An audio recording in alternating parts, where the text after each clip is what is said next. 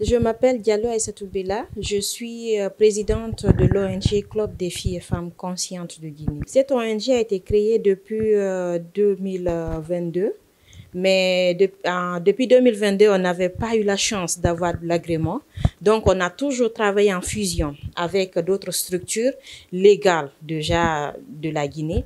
Et maintenant qu'on a notre agrément, maintenant qu'on est légal aux yeux de la loi, on décide aussi de s'engager. Depuis 3 ans, on a mené des activités sur le terrain, comme je vous le disais à l'entame de mon intervention, avec d'autres structures, sur l'organisation de la Journée internationale de l'hygiène menstruelle. On était en fusion avec d'autres structures, mais depuis qu'on a eu l'agrément, on a travaillé sur le cancer du col de l'utérus. On a aussi travaillé sur le fissure obstétricale. Vu que nous nous accentuons sur la santé intime des femmes, on a essayé de mener beaucoup d'activités sur le terrain depuis ça, à travers les sensibilisations. En tant que nouvelle ONG sur le terrain, d'abord, nous ne sommes pas connus. Quand nous partons vers les partenaires, ils se demandent cette ONG aussi, c'est pourquoi.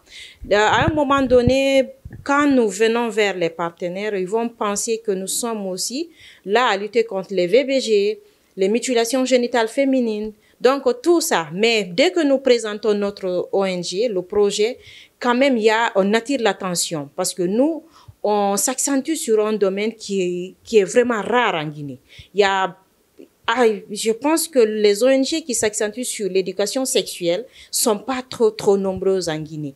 Donc, les difficultés, on ne trouve pas toujours de partenaires. Jusque là où je vous parle, on n'a pas trouvé de partenaires.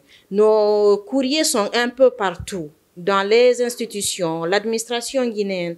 Mais jusque là où je vous parle, on n'a jamais eu de financement, on n'a jamais eu d'approche des autorités. Et nous sommes là toujours, mais on évolue sous fonds propres. On nous a poussé à créer cette ONG et de s'accentuer sur ce domaine.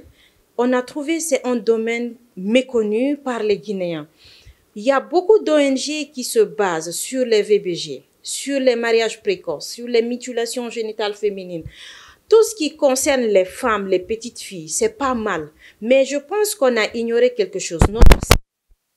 Quand nous parlons aujourd'hui d'une jeune fille qui se marie, qui fait des enfants, c'est parce qu'elle a une santé intime épanouie.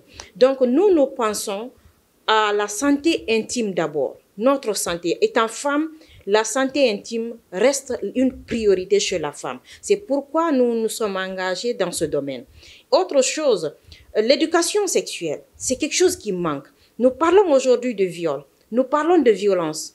Je pense qu'on n'est pas éduqué sexuellement d'abord. Si un jeune homme décide de venir violer une petite fille aujourd'hui, je pense qu'il y a des cours d'éducation sexuelle qui lui manquent. On doit toujours revenir à la source. C'est ce qui nous manque en Guinée. On n'est pas à la source. Pourquoi?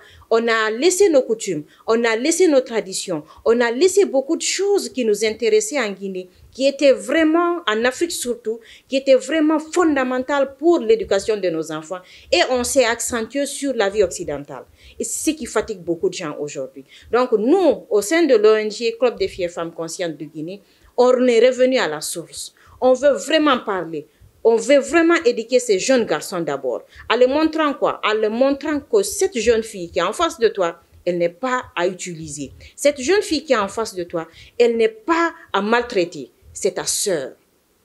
Donc, c'est ce que nous voulons ramener à la base. Ensuite, montrer à ces jeunes filles, leur santé intime est une priorité. Montrer à ces jeunes filles, on ne te touche pas si tu ne veux pas. Tu es une femme, mais vraiment tu es capable de résister à qui que ce soit. Donc c'est notre objectif.